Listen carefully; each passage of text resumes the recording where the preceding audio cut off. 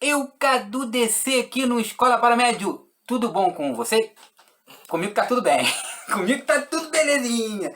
Então, FAQ de número 21, mais 5 perguntas selecionadas lá do grupo do Facebook que serão respondidas aqui nesse vídeo.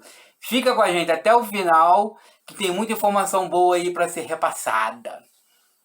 Sem mais delongas, bora pro vídeo. Paul Richard pergunta: estive lendo uma publicação agora há pouco sobre o relato de uma mulher aqui no grupo e me deu vontade de orar por ela do nada. Sendo que quando acabei de ler, tive uma paralisia e perdi os movimentos. Só tinha consciência. Isso é algo que acontece comigo quando incorporo. Comecei a trabalhar minha mediunidade faz um mês em um centro. O que pode ter sido? Paralisia durante a incorporação é um fenômeno característico da sua mediunidade. Algum centro energético seu te dá essa possibilidade de as energias te travar o seu corpo espiritual no momento da sua passividade. Isso varia de médium para médium. Cada médium tem uma reação. Tem médios que ficam soluçando, tem médios que dormem, tem médios que ficam se estremecendo. Isso aí é um fenômeno muito individual. Isso aí não é uma coisa assim, característica da mediunidade, é característica do ser humano, do médium. Espero ter ajudado. Muita luz e paz para você. Geisa Siqueira pergunta: quando uma família desencarna junta, eles se encontram como almas no outro plano? Geisa, depende.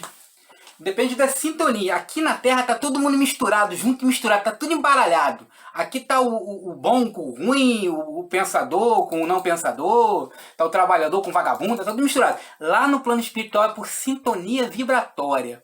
Se a família tiver na mesma sintonia de pensamentos, a energia vai estar igualitária para a região que eles vão poder habitar. Tem alguns que não conseguem nem sair aqui da faixa aqui da umbral aqui do nosso encarnado. Não conseguem nem ascensionar um pouquinho. Um exemplo muito bom que a gente pode dar é a mãe do André Luiz, que estava nos planos superiores e o André Luiz nos planos mais baixos e o pai mais baixo ainda. Os três desencarnaram, não no mesmo tempo, mas eles não se encontraram, porque a sintonia de vibração era muito diferente. Então, para ter esse encontro, precisa estar vibrando na mesma faixa de pensamento. Lá sim, a divisão entre energias. Ou seja, muita gente, muito espírito, nem vê o outro espírito por causa dessa faixa. E nós médios somos usados para poder igualar, né?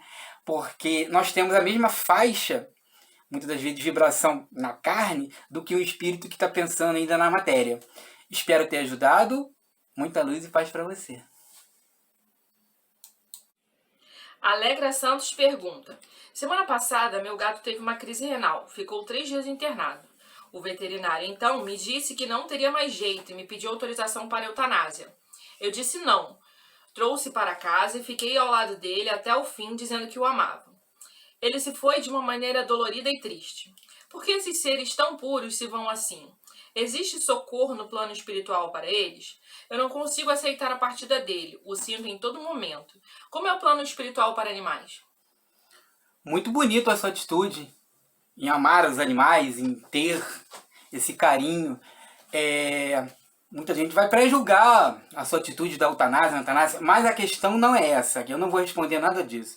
Eu vou responder de acordo com a questão espiritual. Os animais, eles fazem parte de um reino. O reino chamado Deva. No reino Deva, há uma organização. Eles reencarnam para não ter uma evolução consciencial como nós, espíritos humanos. Eles evoluem para aprender através das sensações e alguns sentimentos que vão começar a nascer com relação mais aos animais domésticos, com a relação mais humana. Eles são acolhidos pelo plano espiritual, né, que organiza todo, participa do reino Deva. O reino Deva ele é independente, mas nesse caso de animais domésticos, alguns espíritos participam da retirada desse animal da casa, porque o animal ele não tem consciência. No desencarne dele, ele ainda fica né, no plano espiritual da casa. O animal, ele no corpo dele, né, mais energético, fluídico, ele fica junto com o dono como ele não tem consciência, ele acha que está perto do dono. Alguns médiums, algumas pessoas que têm essa sensibilidade, conseguem sentir o animal ali do lado.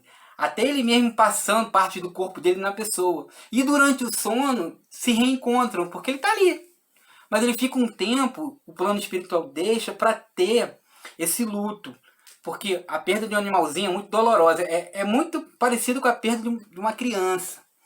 Então, há um plano reencarnatório, não tão consciencial, para o reino Deva, que se organiza aqui na Terra, né? Os animais, eles reencarnam muito rápido, eles não têm muito o que aprender lá no outro lado. Então, assim que eles desencarnam, às vezes uma semana, 3 dias depois já está reencarnando. De repente, até um filhote do próprio animal que você tem em casa. Por exemplo, você tem uma gata, aí ela entra em gestação. Uma semana depois de um gatinho seu morrer, você tinha vários gatos.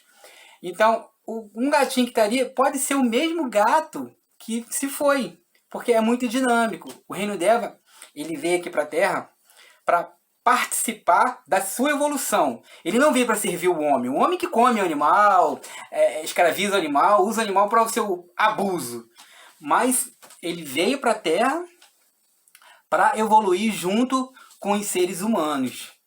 E, inclusive, alguns seres humanos passaram, nas primeiras evoluções, passaram pelo reino animal, através do seu princípio inteligente, reencarnando em animais para começar a sentir a evolução, né, através dos instintos e através da toda a problemática que um animal tem em relação às condições aqui da Terra. Espero ter ajudado. Muita luz e paz para você. Laura Abreu pergunta: será verdade que existe um lugar muito triste para os suicidas? Ih, essa pergunta aí é difícil, hein? Polêmica. Não é que o lugar seja triste, não existe lugar triste, a tristeza é humana, a tristeza está na pessoa. Uma pessoa pode estar, né, trabalhando dentro de uma caverna, dentro de um, sei lá, de um lugar insalubre e está feliz. É um lugar que parece ser triste, né? A tristeza é humana, ela se espalha porque ela tem uma energia e ela contamina o ambiente. Não é que o ambiente se torna triste, as pessoas estão emanando tristeza para aquele lugar. Não tem alegria naquele lugar. Uma tristeza pode até murchar, matar um vegetal. Mas os espíritos que se matam, as pessoas que se matam, eles se transformam em espíritos, né, errantes. E eles se afinizam. Como eles se afinizam, muito parecido com a resposta anterior. Como eles se afinizam, eles se procuram, meio que inconscientemente. Porque eles não podem ficar perto dos seres humanos, porque eles vão passar aquela tristeza. Então, pelas leis naturais, pelas leis divinas, semelhantes se atraem. Então, eles vão para lugares que tem aquela corrente de tristeza fluídica depressiva e se aglomeram ali. Mas os espíritos bondosos, amparadores, samaritanos, fraternos vão lá para poder ajudar esse pessoal a sair dessa situação. O suicida é um caso mais complicado. Eu não queria falar da problemática suicida porque tem todo um desenlace ainda, tem toda uma questão ainda física ainda, para chegar e ele para algum lugar. Se fala muito em Vale do Suicida, tem até a novela Viagem, que mostrava o Alexandre lá no Vale do Suicida, aquela região de sofrimento, que se torna muito triste, né? Espero que tenha te ajudado, porque essa pergunta deve ser de alguém que você tenha participado de um ato, né, cometido por uma pessoa. Muita luz e paz para você e para o irmão aí que de repente está na sua mente ainda. Keila Araújo pergunta: hoje à tarde, quando eu tirei um cochilo, e na hora que eu estava fechando os olhos, a voz de uma mulher me chamou pelo nome. De vez em quando acontece isso. Alguém pode me dizer o que significa? Durante o cochilo?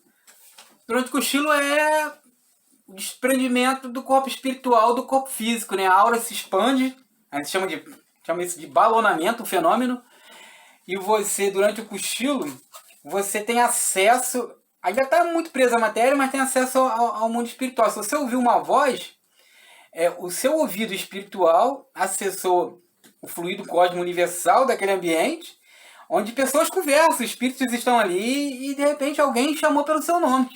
Você estava ali próximo. Isso não é um fenômeno mediúnico. O fenômeno mediúnico é quando tem a consciência, quando você está mais acordado, e a interferência de um espírito diretamente no seu chakra. Se você ouviu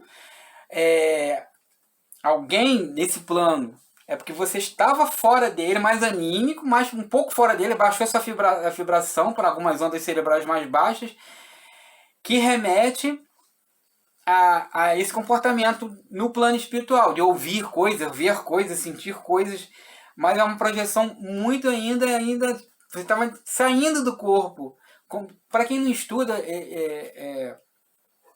essa coisa de projeção astral, se assusta, porque o mundo astral, o mundo espiritual, ele é vasto, e a gente está em torno dele, mas só os clarividentes conseguem ver.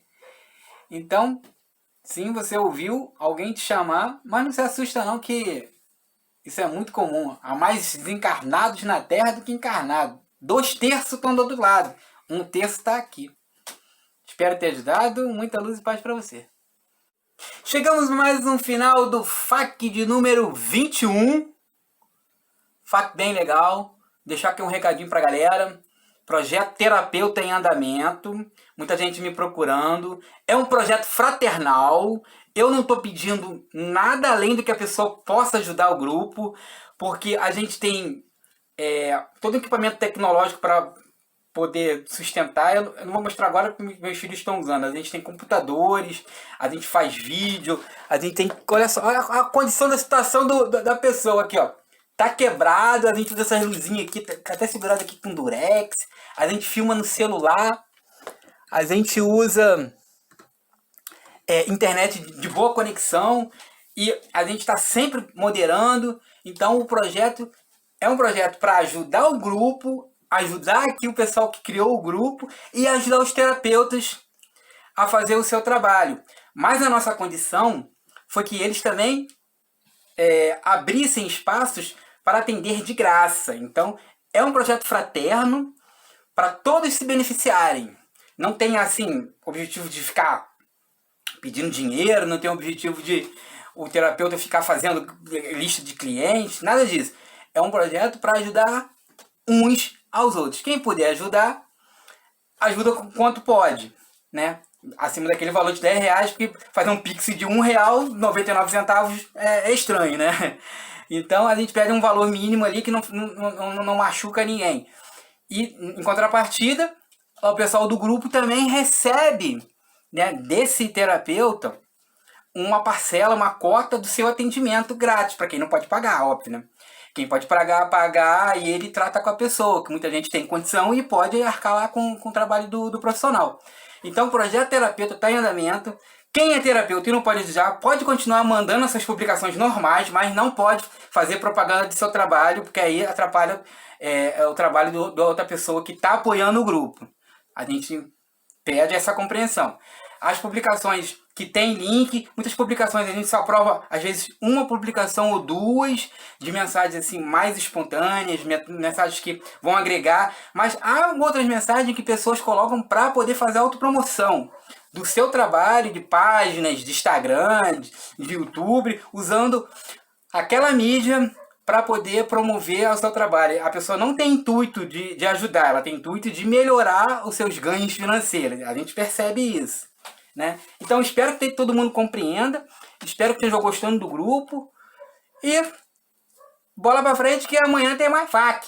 FAQ de número 22, 2 patinhos na lagoa. Muito obrigado para quem ficou até o final. Muita luz e paz para você. Até lá.